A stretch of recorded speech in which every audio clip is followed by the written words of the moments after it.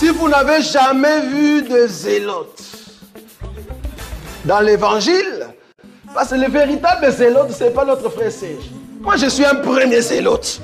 Parce que j'ai donné la définition de ces zélotes-là. Nous sommes des hommes qu'on a déjà tués depuis longtemps. Un cadavre qui marche.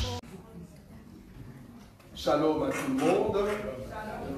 Tout au long de ce temps, nous allons manger cette nourriture qui est devant.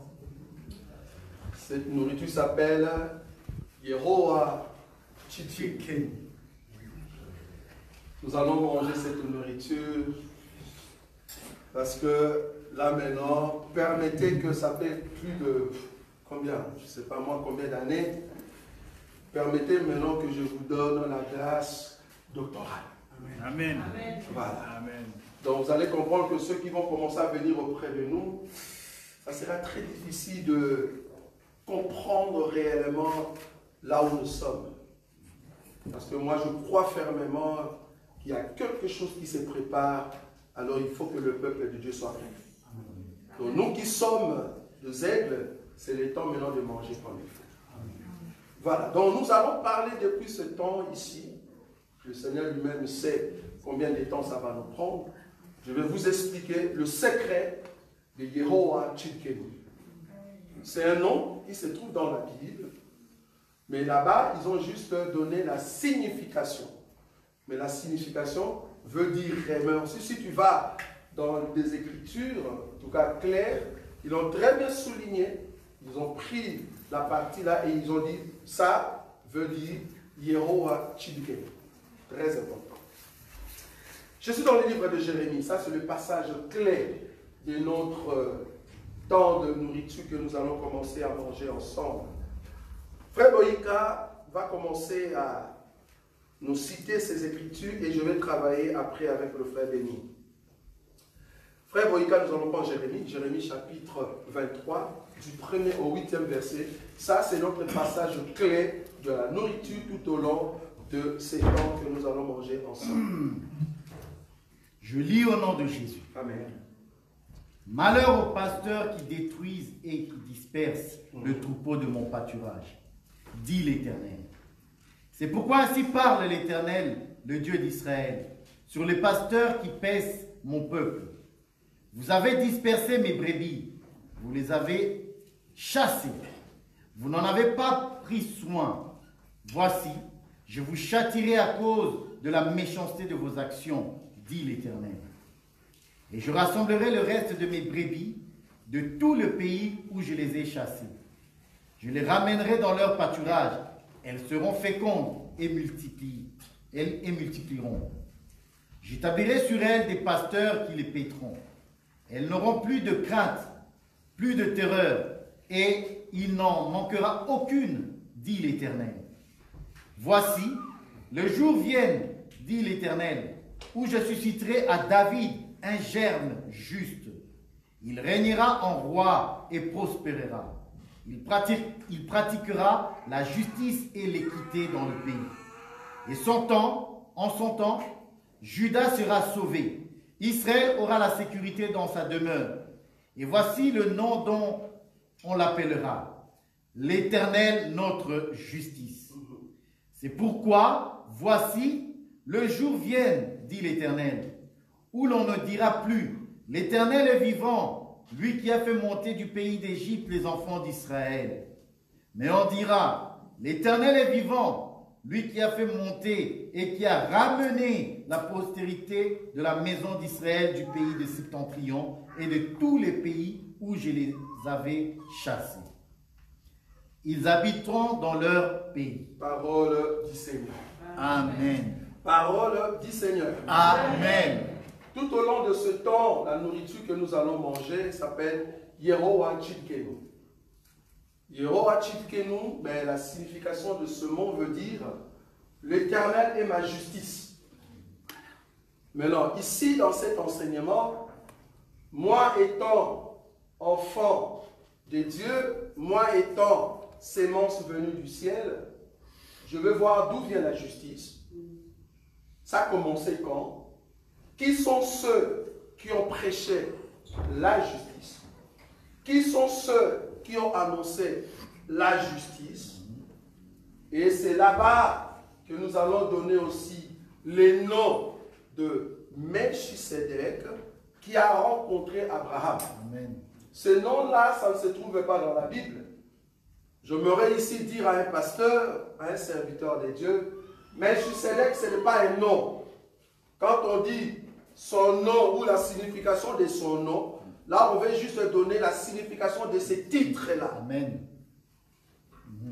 Parce que le mot Melchisedec ou Melchisedec, cela veut dire roi de justice. Roi de justice. Maintenant, moi, dans cet enseignement, je veux rechercher d'où vient la justice, qui sont ceux qui étaient en fait dans ce royaume-là. Et surtout, comme la Bible le dit, que Jésus-Christ, lui, il n'est pas Melchisedec. Lui, il est au fait le souverain Melchisedec. Ce n'est pas la même chose. Il y a eu des Melchisedec qui sont venus, c'est vrai. Nous allons le voir et nous allons marteler dans leur service. Parce que je vais prendre 4 au lieu de prendre tout. Et je vais parler sur le dernier Melchisedec. Remarquez qu'avec Aaron, j'aime beaucoup la Bible. Avec Aaron, pour commencer l'ordre d'Aaron, on a commencé par Aaron. On commence d'abord par Aaron, et tous ceux qui entrent dans cet ordre viennent après. Mais dans l'ordre de Melchisedec, non. Dans l'ordre de Melchisedec, on commence d'abord par le sacrificateur normal. Et ce n'est qu'à la fin, le Melchisedec doit venir. Donc, nous allons voir d'où vient, au fait, la justice de Dieu dans cet enseignement. Et nous allons voir, au fait, Jésus, qui est, au fait, le souverain maintenant.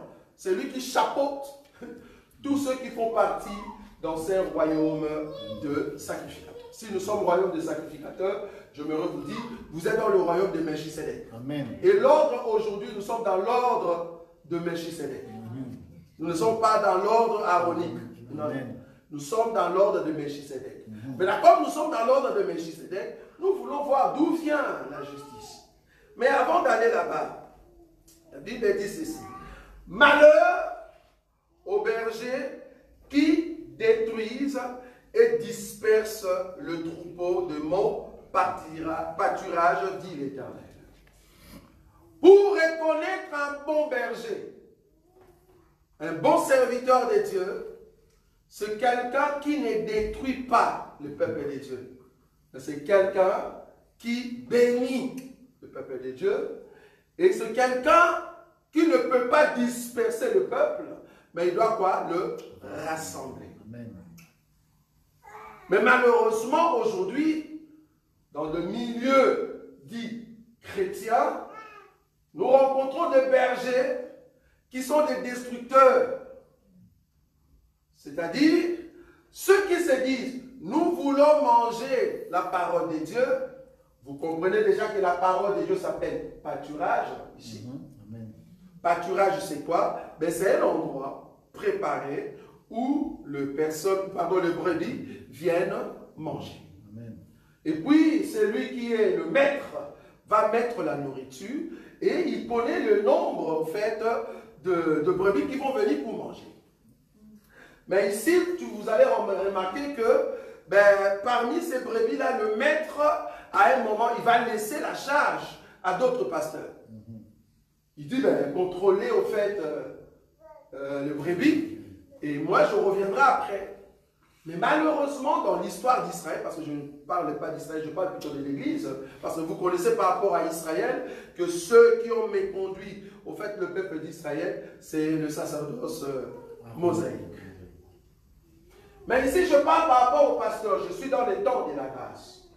Il y a eu des pasteurs qu'on leur a donné au fait des brebis. Ce ne sont pas eux qui avaient la nourriture qu'on appelle pâturage. Dieu a approvisionné la nourriture qu'on appelle pâturage, c'est-à-dire les noms de Christ. Jésus, la parole de Dieu, c'est partout dans le monde. Mais pose-toi la question, est-ce que les pasteurs qui sont là-bas ils sont en train de... Est-ce qu'ils sont en train, pardon, de rassembler le peuple ou de le détruire? C'est ça la première question. Parce qu'en réalité, celui qui détruit, si on fait de Jean chapitre 10, frère Denis, Jean chapitre 10, le verset 10, c'est ça la personne qui détruit.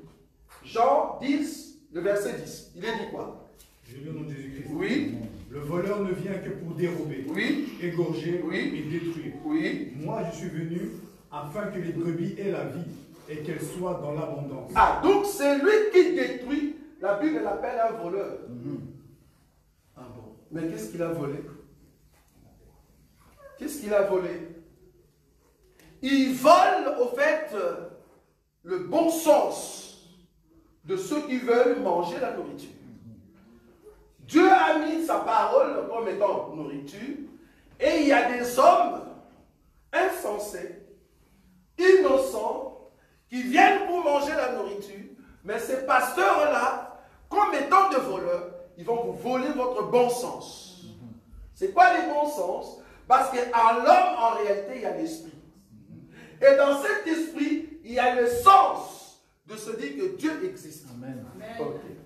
Maintenant, dans ces sens-là, pour comprendre qu'il existe réellement, il faut qu'on te montre quoi?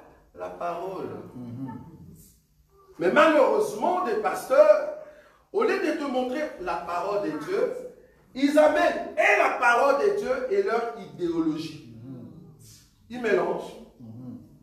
Ils mélangent. Ils mélangent leurs pensées. Et vous étant brebis, quand on dit brebis ici, je n'ai pas dit que tu fais directement partie des dieux. Brebis veut dire quelqu'un qui est innocent. Parce que brebis, on peut l'amener pour le tuer, il ne parle pas. Voilà, on la met au maman. Donc, tellement qu'elle est prête pour tout, elle dit, on m'amène partout, ben, je pars aussi.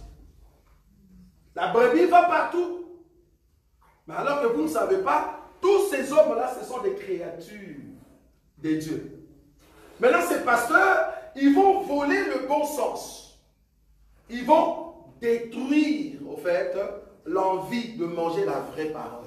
Parce que la brebis, vouloir ou pas, ne connaissent pas la parole de Dieu. Et j'aime pas le terme mondimi.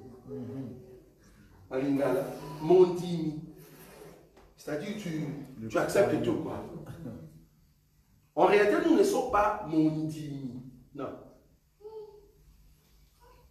Nous sommes le vérificateur. Parce que nous vérifions. Quand tu parles, nous vérifions. Amen. Ne sois pas mondimi qui accepte tout. Non. Tu acceptes tout. Tu vois quelqu'un qui passe ici, non, terrible, dans une église où le pasteur était là. Et c'est la sœur qui va chanter. La sœur pantalon serré à collant, je ne sais pas, collant. Moi, je sais que le collant, en tout cas, il y a 40 ans, 50 ans, collant, c'était un sous-vêtement. Je suis désolé. Un collant, ben, c'était un sous-vêtement. Mais aujourd'hui, ben, voilà, un collant, ben, voilà. Tenue normale. Tu peux aller avec à l'école,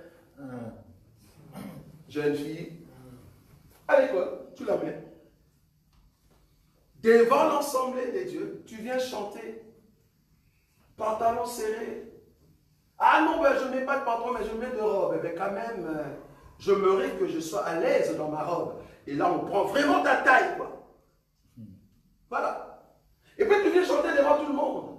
Et apparemment, quand tu chantes, il y a une onction qui se dégage vers le pasteur. On se dit, c'est quelle onction?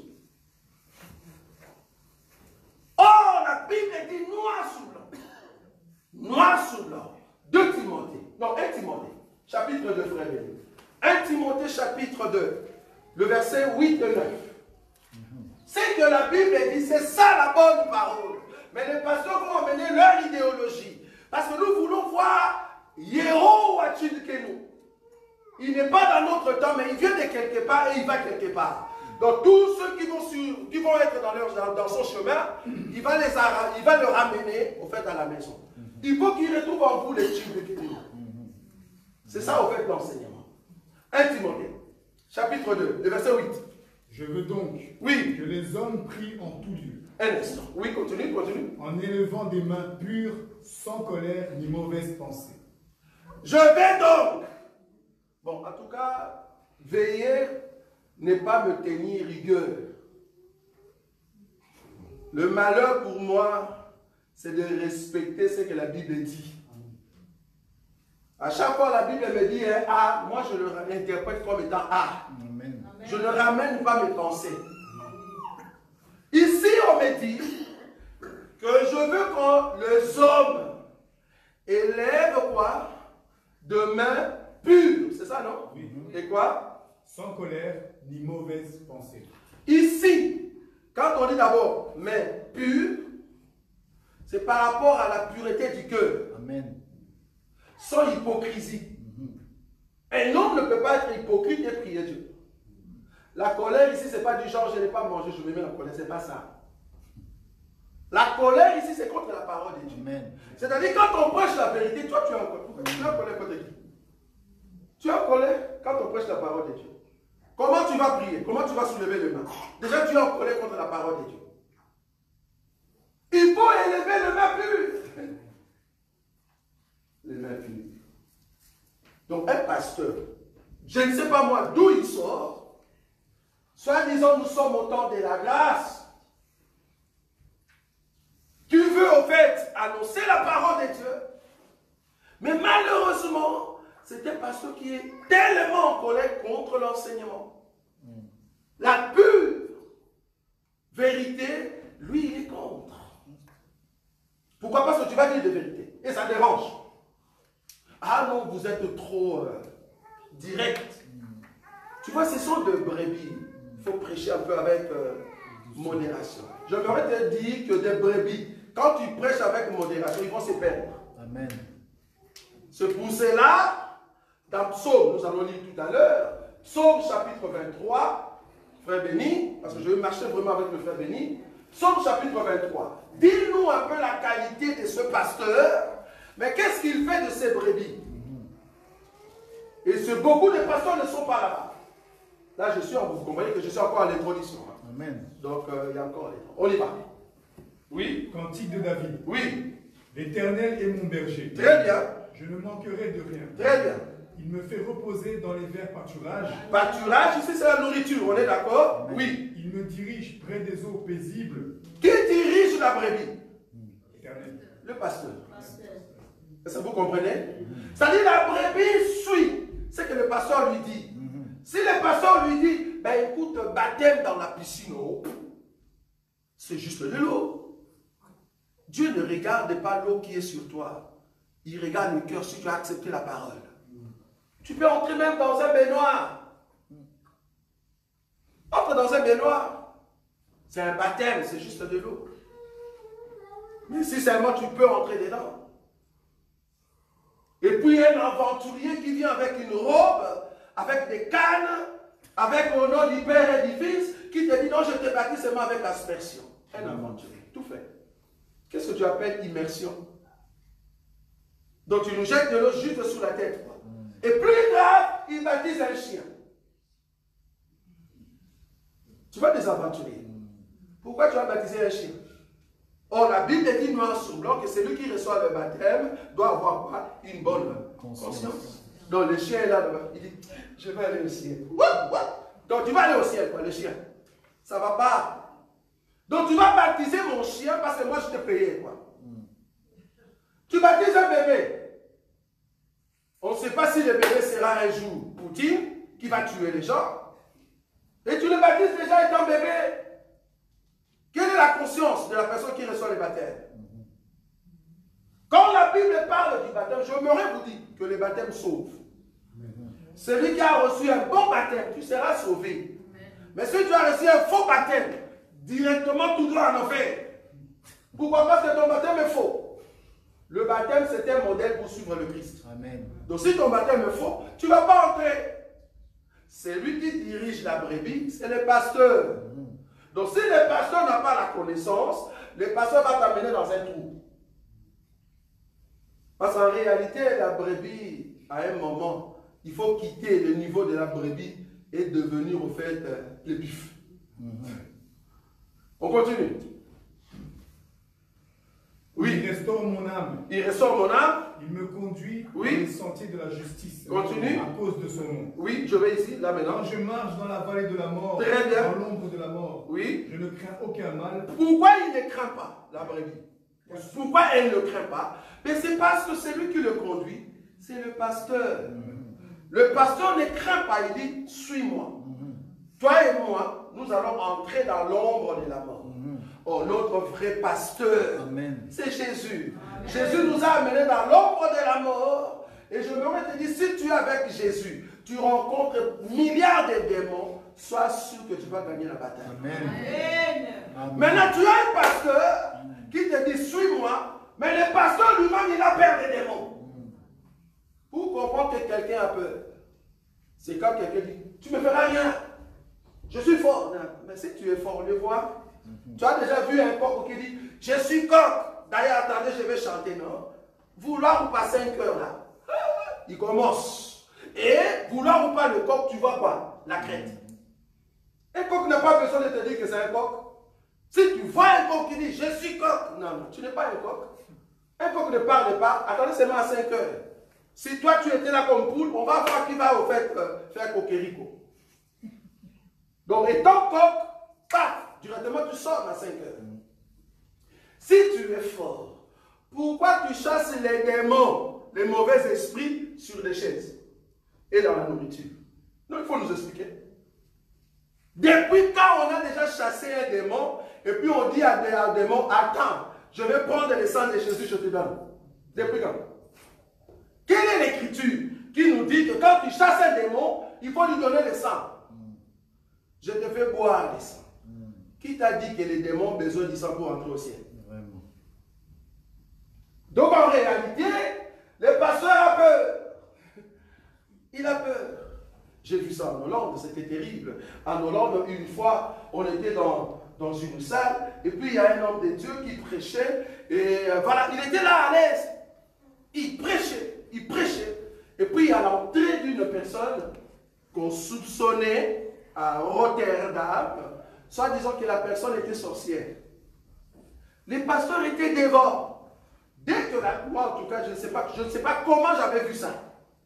Dès que la personne entre dans la salle, le pasteur a changé de prédication.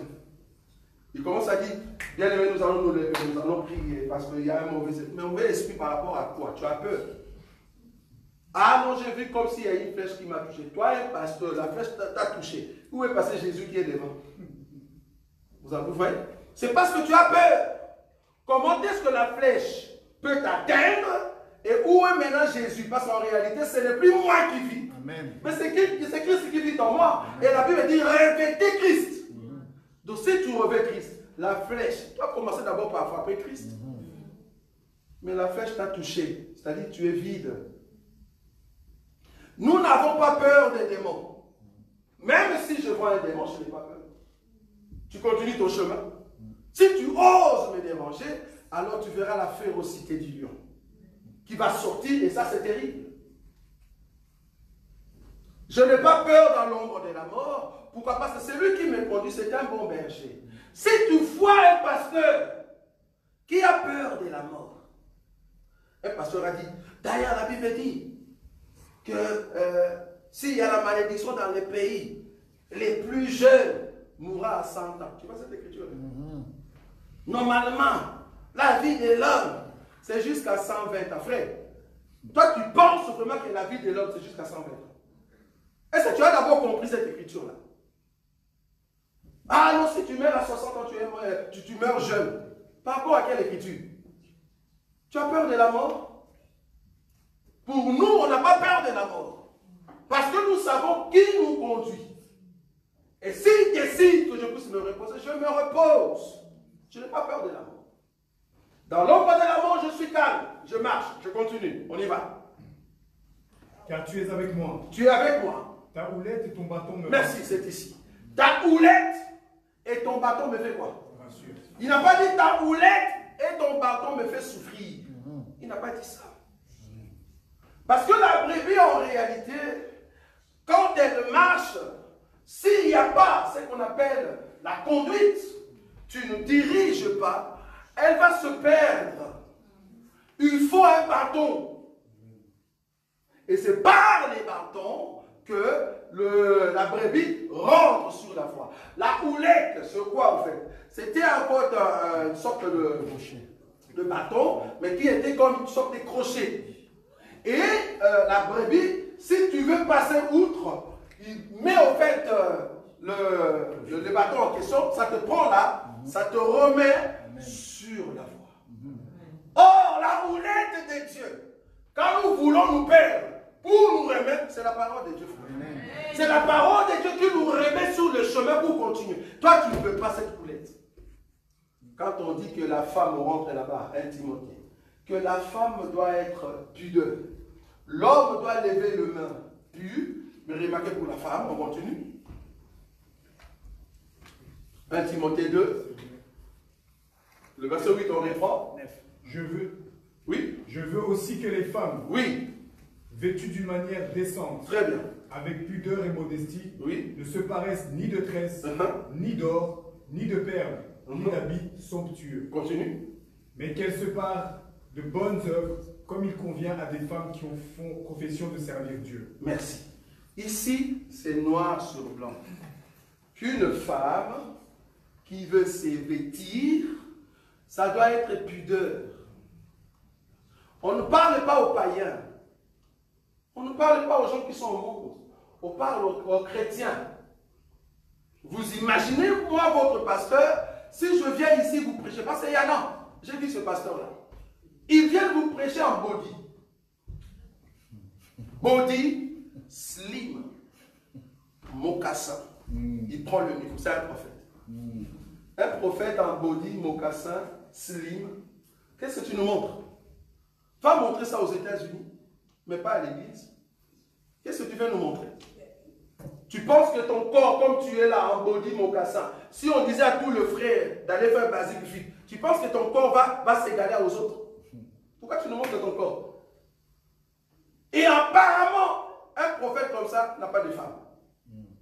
Maintenant, tu te dis, toi qui n'as pas de femme, tu n'es pas Paul, tu n'as pas l'onction de Paul, tu vis comment? Tu vis comment? Tu vas voir qu'il y a un pasteur comme ça, un prophète comme ça, c'est un prophète qui sort avec les sœurs à l'église. Et souvent, les sœurs sont des rivales. Ah, celle-là, c'est elle qui a commencé. Moi, je suis la 7e. Et souvent, c'est elle qui préfère s'asseoir devant pour donner l'onction au pasteur. Ouais. L'onction. Et dans ces églises, c'est rempli. Je vous ai toujours dit ici, si vous allez dans une assemblée, vous voyez que la majorité, chaque dimanche, la majorité de l'église, ce sont des femmes, c'est une église faible. Je répète, je suis du haut de la chaîne. Si vous allez dans une église, un rassemblement des aigles, que cette église-là, la majorité, ce sont des femmes, c'est une église faible, il faut sortir de là. Une église vraie, c'est une église où l'autorité est imposée. L'autorité de la parole. Et souvent la femme, et là tu penses que c'est la femme qui est à côté. Non, la femme n'aime pas l'autorité. Celui qu'on impose l'autorité n'aime pas. Comme un enfant, n'aime pas. Elle va en fait se mettre dans la position de dire, je ne veux pas. Mais obligatoirement, comme une brebis, on te met la houlette. Tu dois rentrer sur le chemin. C'est la parole qui nous remet sur le chemin. Même si tu refuses, si tu veux aller au ciel, rentre sur le chemin. Et c'est comme ça que tu verras le Seigneur. Une femme doit être pudeuse. Une femme ne vient pas à l'église ici pour nous dire, vous ne savez pas combien coûtent mes habits. Attendez, vous allez voir. Et tu nous ramènes cet habit ici. Frère, on s'en fout, tu ne connais pas nos poches. Tu ne connais pas nos poches, tu ne connais pas comment on vit. Ce n'est pas parce que quelqu'un vient en babouche et que sa poche n'est pas longue. Ça, c'est vraiment un comportement africain. Excusez-moi les Africains, parce que je suis aussi africain. C'est-à-dire, à chaque fois que j'ai l'argent, je dois vous montrer que j'ai acheté quelque chose de bien. Et quand tu regardes son compte, moins 500. Moins 500, pourquoi? Parce qu'il y a encore des factures à payer. Mais dis-nous maintenant, comment tu as acheté la chaussure très chère? Tu n'as pas épargné. Mais tu veux, en fait, paraître. Mais tu n'es pas ce que tu fais. En réalité, la Bible dit, je dois être, en fait, pudeur, et modeste. Modeste. Simple. Sois simple, bien. Sois simple. Tu n'es pas simple dans tes habitudes. Tu veux montrer que tu es quelque chose. Tu veux nous montrer que tu es trop belle. C'est normal. C'est-à-dire, si tu restes avec la couleur que tu as, ça ne marche pas. Je dois rajouter quelque chose qu'on voit. Que moi et les métiers là, on doit voir comment ça marche. Non, non, non, je dois être comme les stars. Tu t'habilles comme les stars. Un chrétien n'est pas comme ça. La brebis, quand tu fais ça, tu commences à dérouter, il faut la houlette pour te ramener sur le chemin. Le chemin te dit, sois modeste. Sois modeste. Simple. Et c'est ça la parole de Dieu. Donc du coup, un pasteur qui a peur de dire ça, j'ai même vu un pasteur me dire, frère, j'aime beaucoup ta façon de prêcher. Et j'admire, hein, donc c'est pas que je suis contre, mais revois un peu ton enseignement sur la dîme. Revois ton enseignement, frère. Tu seras pauvre. Parce que les bandini, tu vois le terme est là, les bandini sont tellement durs, si tu dis que tu ne reçois pas la dîme, personne ne va donner. Depuis que nous sommes dans cette salle, qui peut nous dire quel jour nous avons raté l'argent pour payer la salle? Qu'est-ce qui fait que dans votre cœur, vous avez cette générosité de contribuer dans l'œuvre du Seigneur? Bien que des fois on martèle, c'est tout à fait normal. Mais on ne rate pas. On ne rate pas cela. Bien que dans cette église, nous ne payons pas la dîme. Toutes ces personnes qui nous ont dit cela, va voir leur vie. Ce n'est pas que leur vie a changé. Une église qui présente 2, 3, 4 paniers. Dis-nous pourquoi. Tu n'as pas un enseignement, on nous dit dans la Bible. Il n'y en a pas. Quel est l'enseignement de mettre 4 paniers? Et c'est un pasteur qui se dit, berger. Il va commencer à conduire le peuple où? Mais dans un trou. Parce que le peuple ne comprenne pas c'est quoi la dîme. Tu leur dis, ben, la dîme, il faut payer. Sinon tu es maudit. C'est faux. Et moi je vous dis, tous ceux qui payent la dîme, tous ceux qui donnent des dîmes, c'est-à-dire comme loi dans des églises, vous irez à l'enfer. Je le dis du haut de l'échelle. Donner la dîme comme loi, payer la dîme, cela veut dire que tu nous imposes comme contrainte à payer Dieu. Nous ne payons pas notre papa. Tu ne le connais pas. Amen. On ne paye pas son père. Qui peut payer son papa ici? On ne paye pas nos papas. Je peux offrir à mon papa un parfum. Je peux lui offrir une sortie. Je peux lui donner une voiture. Il n'y a pas de souci. Mais ce n'est pas une contrainte. Parce qu'en réalité, ce n'est pas aux enfants d'amasser pour les parents, mais c'est aux parents d'amasser pour les enfants. C'est l'écriture. C'est à Dieu normalement de nous donner la dîme. Amen. Amen. Voilà. Je ne sais pas si vous avez compris. Amen. C'est son obligation de nous donner. Et d'ailleurs, il l'a fait. C'est Dieu qui nous a donné la dîme. Amen. J'aime ça. Et quand il m'a donné cette dîme, je vous dis, cette dîme me fait du bien. C'est ça. C'est ça. Aujourd'hui, j'ai la dîme que Dieu m'a donnée. Amen. Parce que c'est aux parents d'amasser pour les enfants. Ce n'est pas aux enfants, ce n'est pas à moi de payer pour mon papa. Pourquoi je dois le payer? Je dois être reconnaissant de la vie qu'il m'a donnée. Et je peux maintenant faire ce que Romains, frère béni, Romains chapitre 12, le premier verset. Ça, je dois le faire. Étant enfant, par amour de mon papa. Il est dit quoi? Je vous exhorte donc, oui, frères, oui, par les compassions de Dieu, très bien. à offrir vos corps Très bien. un sacrifice vivant, Continue. saint, Oui, agréable à oui. Dieu, ce qui sera de votre part un culte raisonnable. Un culte raisonnable à Dieu, c'est de prendre sa vie et donner à Dieu. Amen. Quand tu donnes ta vie à Dieu, c'est ça qu'on appelle culte raisonnable. Comment? Parce que tu deviens une offrande. Je ne sais pas si vous voyez ça. Amen. Tu deviens une offrande qui est sur l'autel et qui brille. Et cette offrande monte sous forme de parfum. Et Dieu sent l'odeur et dit, waouh, jamais je vais encore condamner le monde. Quand il a senti l'odeur. Nous sommes une nourriture pour Dieu. Dieu aussi est notre nourriture. Amen. Un faux pasteur va amener le brebis au fait où? Dans un trou. Voilà. Donc là, il détruit. Or, c'est lui qui détruit, selon Jean 10, qu'on a lu tout à l'heure. Jean 10, 10, on peut répéter cela. C'est lui qui détruit, c'est qui? C'est un voleur. On peut dire ça? Le voleur ne vient que pour dérober, Oui. égorger Oui. et détruire. Oui. Moi, je suis venu afin que les brebis aient la vie. Très bien. Et qu'elles soient dans l'abondance. Donc un voleur, il vient dérober, il vient voler. C'est ça son rôle. Il ne sait rien faire. Il vient juste détruire la vie de ceux qui aiment aller à l'église. Je ne sais pas si vous avez compris qu'aujourd'hui, beaucoup de pasteurs sont dans le business appelé église. Remarquez, hein, quelqu'un qui était à la maison, qui étudiait, ben, il suffit qu'il puisse avoir un don de vision. La personne devient prophète. Et il va agrandir ses côtés-là prophète. Bizarrement, j'ai remarqué que ces gens-là, je ne sais pas qu'est-ce qu'ils mettent dans leur langue. Ils ont, comme je vous ai toujours dit, que Satan n'est pas omniscient. Ça, vous savez, non? Amen. Nous savons que Satan n'est pas omniscient, non? Amen. Comme Satan n'est pas omniscient, est-ce que vous savez que votre ancienne vie, Satan connaît? Ça, vous savez, oui ou non? Oui. Qui ne sait pas que Satan connaît ta vie ancienne? Parce que si ton papa connaît ton vie ancienne, si tes amis savent qui tu étais, Satan aussi connaît, non? Maintenant, qui connaît ton avenir? Satan ne connaît pas mon avenir. Amen. Comme il ne connaît pas, il va chipoter, il va créer des idées. Remarquez la fausse prophétie. Je te vois, tu étais dans le passé, tac. Je voyais tac. Mais ça, c'est Satan aussi connaît ça. C'est mon passé. Dis-moi ce qui arrive.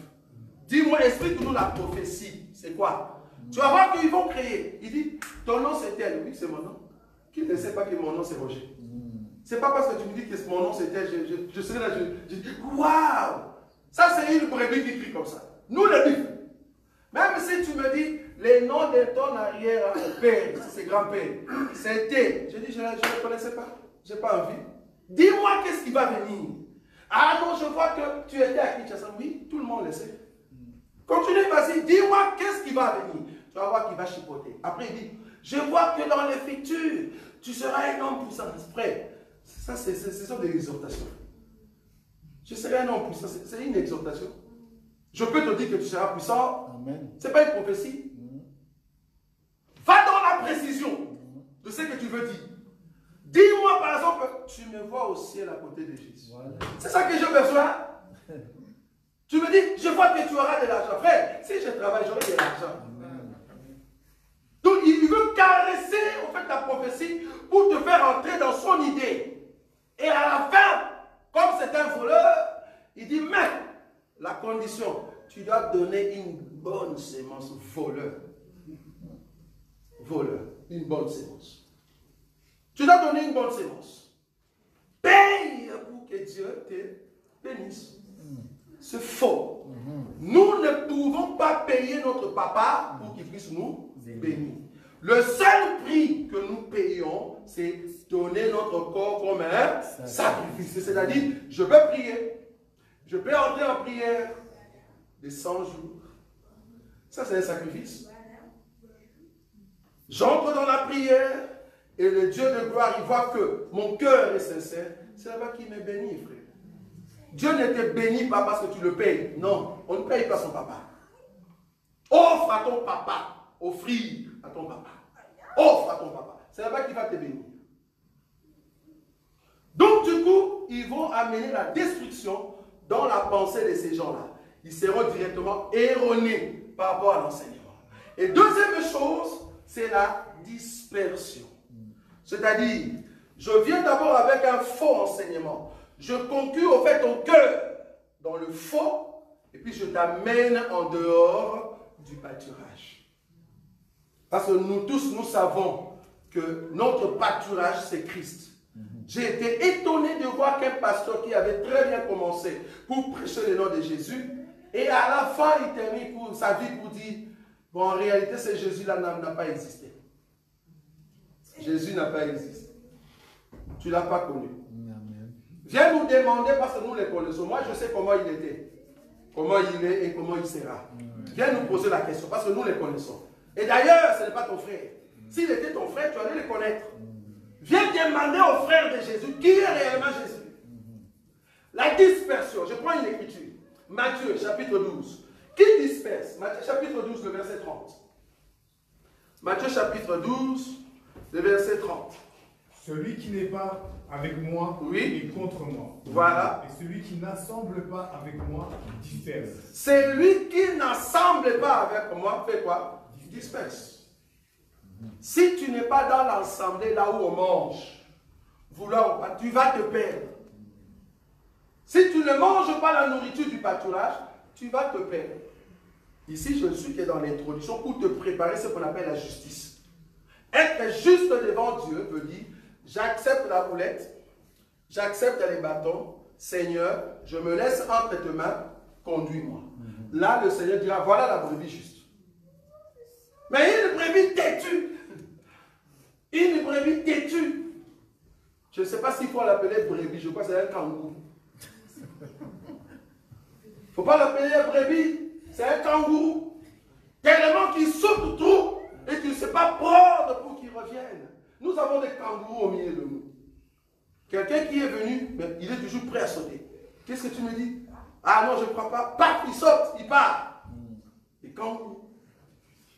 Mais la brebis se laisse, au fait, guider par la vraie parole.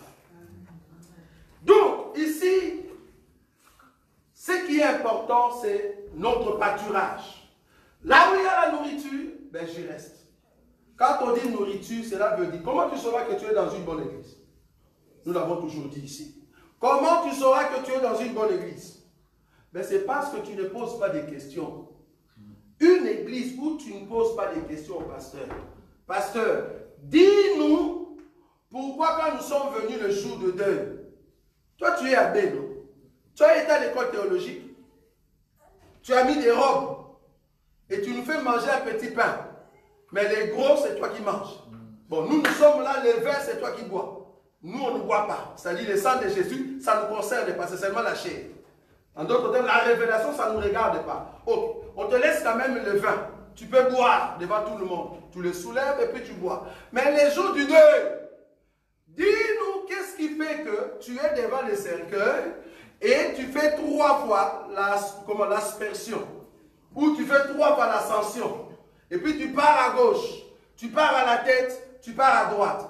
Ça veut dire quoi, cher prêtre? Et toi tu es là? Non, c'est grave. Que Dieu pardonne tous ceux qui vont dans des églises ou des bâtiments dits catholiques. Et dans ces bâtiments-là, quand on donne les communions, leur communion, c'est ces communions, donc soyons un, communion ça veut dire soyons un, dans les corps. Et toi aussi tu te lèves. Tu es hypocrite. Tu viens dans les assemblées où on prêche Jésus, mais tu vas dans ces églises-là le jour du deuil pour montrer que oui, j'étais avec vous. Moi aussi, je pleure. Tu vas manger communion. Tu communies avec qui? Tu vas manger. Et là, dans ta tête, tu dis, oui, j'ai été baptisé quand j'étais petit. Tu vois, ce n'est plus la parole. Tu es chrétien par rapport à quoi? Tu n'es pas chrétien? Là, tu rentres dans les baptêmes qu'on t'avait donné avant. Nakulaka. Nakulaka. Là, tu prends. Ça fait quoi? Si tu as besoin de pain, on a beaucoup de pain chez Lidl. Je vais t'acheter ça, tu vas manger, frère. Pourquoi tu manges ça? Demande au prêtre. Quand il te donne ça, quand il prend la tasse, ça va. Il ne va pas ramener la tasse comme ça. Il prend un mouchoir. Il nettoie des miettes. Il met quelque part et puis il mange tout ce qui reste. Ça veut dire quoi? Il doit vous expliquer ça. Quand il boit le vin lui seul, après il prend son mouchoir, il nettoie pour que le sang ne reste pas. Ça veut dire quoi, prêtre? Appelez ce prêtre pour leur poser des questions. Ils n'ont pas de réponse. Ça veut dire quoi prendre un seau avec une brosse, commencer à balancer de l'eau sur les gens. Et vous êtes, alléluia, hypocrite. Tu fais alléluia, en fait c'est le froid. Tu vois, en période de l'hiver, c'est le froid qui entre. Ce n'est pas le Saint-Esprit. Hypocrite. C'est l'hypocrisie des hommes. Et tu te dis chrétien, mais tu vas là-bas, tu reçois de l'eau. C'est ça qui montre l'hypocrisie. Donc un faux pasteur va t'amener dans le trou. Tu ne verras pas Dieu. Tu ne vas pas rencontrer le Seigneur. Donc là, il te disperse pour que tu sortes du droit chemin. Pour que tu sortes de la droiture de la vraie parole. Or, la vraie parole, c'est quand le Seigneur Jésus impacte ton cœur. Je répète ça. La vraie parole, c'est quand le Seigneur Jésus impacte ton cœur. Là, tu as rencontré le véritable et ta vie a changé. Amen. Oh, que Jésus nous aide. Je vais prendre une dernière écriture pour aujourd'hui. Il est dit ceci. Le verset 2. C'est pourquoi ainsi parle l'Éternel, les dieux d'Israël, sur le berger qui paisse mon peuple. Vous avez dispersé mes brebis, vous les avez chassées, d'où? De la bonne parole, de l'enseignement vrai. C'est-à-dire, on dit au peuple, ben, ne lisez pas trop la Bible, parce que la Bible est un peu bizarre. Alors qu'ils savent très bien que si vous lisez, ben, vous verrez la vérité. Remarquez dans ces assemblées-là dites de l'église, je ne sais pas moi, ils ne lisent pas la parole. Ils ne posent pas de questions. Ils ne posent pas de questions. Et après que le pasteur, leur prêtre, a jeté de l'eau sur un cercueil, il dit à tout le monde qui sont là, venez maintenant commencer à passer le cercueil. Ça veut dire quoi, pasteur? Dans une réunion des chrétiens, tu nous dis de contourner, de passer tout autour du cercueil. Et là, toi, tu n'es même pas de la famille. Bon, je te comprends parce que tu connaissais la personne. Pour montrer que tu pleures bien, tu viens devant le cercueil, tu touches, tu fais ça. Tu as embrassé qui? Ne soyez pas dans des émotions. C'est quoi ça? Ça, ce sont des émotions.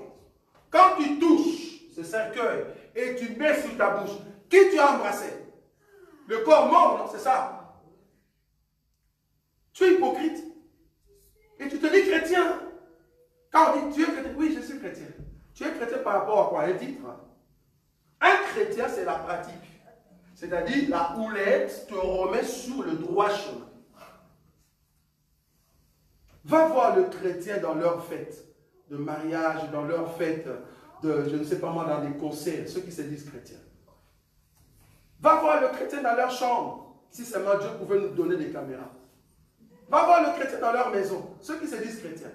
Nous ne sommes pas chrétiens ici. J'ai toujours dit ça. Ici, nous venons recevoir des instructions pour aller pratiquer dehors. Ici, nous ne sommes pas des chrétiens. Nous venons comme des pros pour recevoir l'enseignement et pratiquer dehors. Les chrétiens de dimanche. La Bible dit ceci.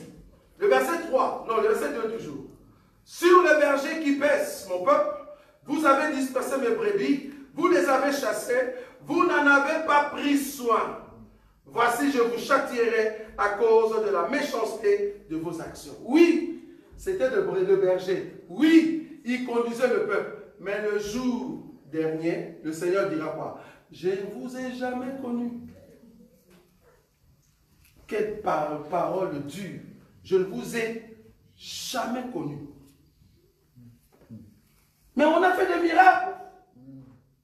Moi, en tout cas, j'étais là. Je vis un esprit dans le corps d'une personne. Je dis, tu as quel esprit? Tel démon. Et la personne a chuté, la personne est tombée. Seigneur, tu dis que tu ne me connais pas. Non, je n'ai pas dit que je ne te connais pas. Je te dis que je ne t'ai jamais connu. Ce n'est pas la même chose. Parce que je ne te connais pas, c'est comme si je te connaissais avant. Je ne t'ai jamais connu. Tu n'es même pas dans ma liste. Je vous dis que le riche, avec le pauvre Lazare, un riche en réalité, c'est lui qui devait avoir son nom dans la mémoire de Jésus. Parce que c'est un riche qui était connu. Mais remarquez que Jésus n'a pas mentionné son nom. Mais un pauvre qui est connu de Dieu, on a cité son nom. Pauvre Lazare. Amen. Mais les riches, ils s'appellent comment? On n'a pas besoin de le connaître. Celui qui est dans le péché, on n'a pas besoin de connaître ton nom. Je ne vous ai jamais connu. Pourquoi? Parce que votre enseignement amenait le peuple dans la dispersion. Au lieu de redresser la brebis, non, tu les caresses. Ah, ils vont fuir l'église. Ah, tu es sûr qu'un chrétien peut fuir l'église? Non, sois sérieux, sois sérieux. Est-ce qu'un chrétien, là où il y a la parole, tu vas fuir pour aller où? Tu vas rentrer dans le monde. Parce que là où il y a la parole, tu ne sais pas fuir. Si tu fuis, cela veut dire que tu es un rebelle. Tu dois rebeller à la vraie parole qui redresse. C'est comme un papa qui est dur. J'aime beaucoup cette écriture qui dit que le fouet est pour les dos d'un insensé. Si quelqu'un est encore insensé, ignorant, il faut les chicoter. Et quand on te chicote, tu reviens sur le droit chemin. Un chrétien doit être chicoté par la parole de Dieu. C'est comme ça que tu reviens. On est dans ce qu'on appelle la formalité.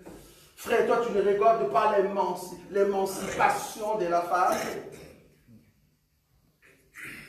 Une église qui prône l'émancipation de la femme, c'est une église morte. Sortez là-bas.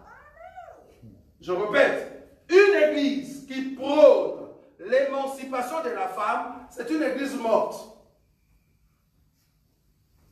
Parce qu'en réalité, dans une église, nous élevons Christ, l'autorité. Amen.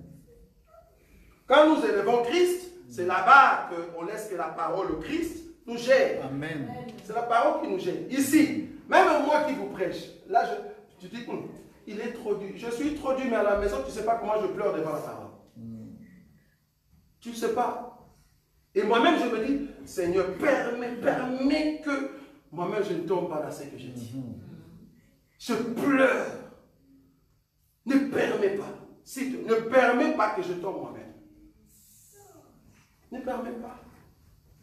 Vous pensez que comme on prêche ici, bon, ces derniers temps, bon, excusez-moi pour ceux qui trouvent que notre pasteur n'est pas beau. Je m'excuse devant vous. La face que j'ai devant vous ici. Même ma femme n'en supporte plus. Quand elle me regarde, elle dit, je ne sais pas si je dois t'appeler Wakancha. Je ne sais pas si vous connaissez Wakancha. Wakancha, c'est un homme qui ne peut qu'insulter le président de la République du Congo. Apparemment, je ressemble à Wakancha. Apparemment. Je dis, patiente encore. Patience. Quand tu vois quelqu'un apparaître comme ça, mais qui sourit, tu ne sais pas qu'est-ce qui se passe dans les coulisses. Parce que le jour où je reviendrai, et vous allez voir un autre Roger, comprenez que votre frère a atteint notre niveau. J'aime toujours vous le dire. Moi, je ne vous cache pas. Amen. Un jour, j'étais ici du haut de la chair, je vous ai dit, je le répète maintenant encore, ça c'est la deuxième fois. Je vous ai dit ici du haut de la chair, je crois que le Dieu des cieux, que nous prions, que moi je prêche, il va faire sortir du milieu de nous des millionnaires d'ici 2030. Qui se rappelle de cette parole? Amen. Nous sommes en 2025, non? Amen.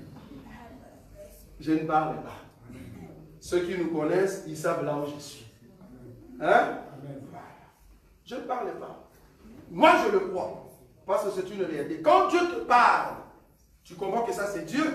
Si c'est l'ennemi, tu comprends que ça c'est l'ennemi. Si tu es de Dieu. Si tu es de Dieu. Donc, pour terminer, j'allais prendre plutôt cette écriture ici, pour terminer. Le verset 3. Et je rassemblerai le reste. Non, c'est pas là-bas. Le verset 2, la dernière partie. Vous n'en avez pas pris soin. Voici, je vous châtierai à cause de quoi? De la méchanceté de quoi? De vos actions. La méchanceté de vos actions. Vos actes étaient tellement méchants. Or, celui qui avait des actes méchants dans la Bible s'appelle Caïn. La Bible dit, si Caïn, son offrande, n'a pas été agréée, ce n'est pas parce que c'était des fruits. Quelqu'un dit ça. Ah non, parce qu'il a offert des fruits. C'est pour cela que Dieu n'a pas agréé son offrande. Rien à voir. Parce que Dieu aime aussi le fruit. C'est un végétarien à un moment. Il aime trop les fruits, surtout l'orange. Bon, ça c'est moi qui l'ai dit. Surtout l'orange et la pomme. Notre Dieu aime. Il mange trop les fruits. Le problème des Caïens, ce n'était pas l'offrande. Le problème des Caïens, c'était son cœur. Si tu viens ici pour offrir Dieu et que ton cœur est mauvais, ton offrande est nulle, frère. Ton offrande est nulle. Oh, l'offrande que nous donnons à Dieu, c'est quoi? Notre corps, notre âme, la prière, l'adoration. Si dans ton cœur, tu as de mauvaises pensées, ça ne monte pas. Ça ne monte pas. Ça ne monte pas. Parce que ton cœur est mauvais. Et je me vous dire, les dieux de gloire, peut-être tu n'as jamais compris l'église dans laquelle tu es. En fait, tu es dans une église où le Seigneur Jésus qui nous conduit, il sait dès les commencements qui est Judas. Je répète, tu es dans une église où le Seigneur Jésus, il sait déjà dès les commencements qui était Judas. Mais il ne dit rien. Il se tait. Il attend seulement la 3e année. C'est là-bas il va dire, ce que tu as fait, fais-le promptement.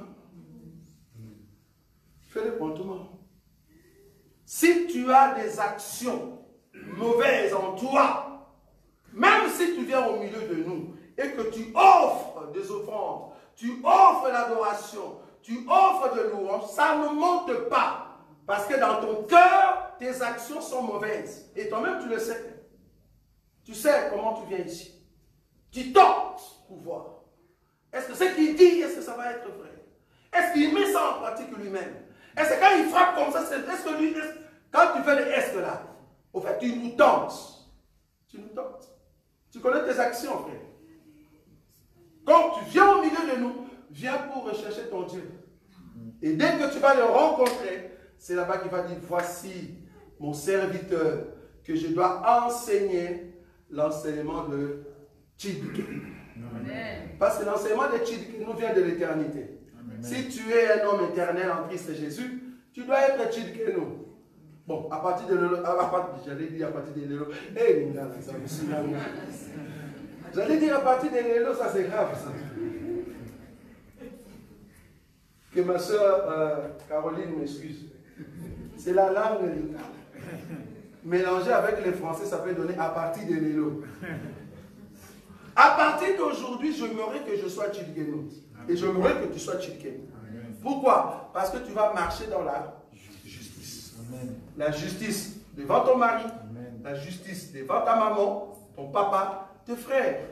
Si tu es juste en toi-même, même Dieu, regarde, voici mon serviteur qui est intègre, Satan, tu l'as vu? Il témoigne de toi au ciel. Mais si tu n'es pas juste, Dieu ne te regarde pas. C'est pour cela que l'ennemi joue avec toi. Tu montes, tu tombes. Tu montes, tu tombes. Parce que tu n'es pas Tchidké. Vous avez compris ça. Nous allons prier. Tendre Père, nous te disons un grand merci. Nous voulons que cet enseignement soit ancré dans nos cœurs. Prépare-nous à rencontrer le véritable Tchidkéno. Le Dieu qui est venu de l'éternité et qui va dans l'éternité. Mais cependant, tu nous as rencontrés dans les temps pour commencer à choisir des petits Tchidkéno. Ceux qui possèdent la justice dans leur cœur. Tu l'as doté, Seigneur, de la capacité de la justice. Afin qu'ils vivent juste devant les hommes, à chaque instant, pour montrer qu'ils ne sont pas hypocrites, ils ne sont pas méchants, mais ils gardent la véracité de la parole. Oh, nous avons besoin de toi. Oh Dieu, enseigne-nous la vérité de ta parole. Toi qui es réel et éternel dans la vie de ton peuple. En ton nom, Jésus-Christ, que nous avons. Nazakomata ngai, nazakomata ngai, nga nazakomata.